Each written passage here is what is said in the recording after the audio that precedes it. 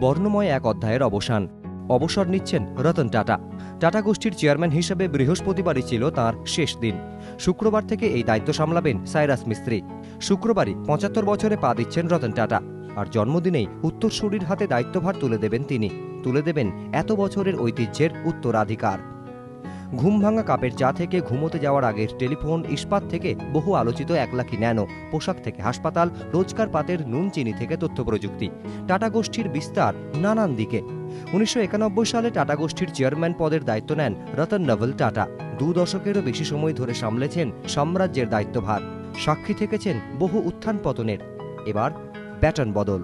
গত বছরেই সাইরাস মিস্ত্রিকে রতন টাটার উত্তরসূরি হিসাবে বেছে নেওয়া হয়।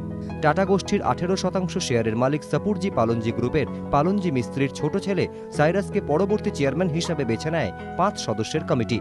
শুক্রবার আনুষ্ঠানিকভাবে সেই দায়িত্ব গ্রহণ করছেন লন্ডনের ইম্পেরিয়াল কলেজ এবং দ্য লন্ডন বিজনেস স্কুলের প্রাক্তনী সাইরাস। জামশেদজি টাটার হাত ধরে সাম্রাজ্যের পত্তন। এবার তার দায়িত্ব বহন করবেন সাইরাস মিস্ত্রি। এবিপি আনন্দ।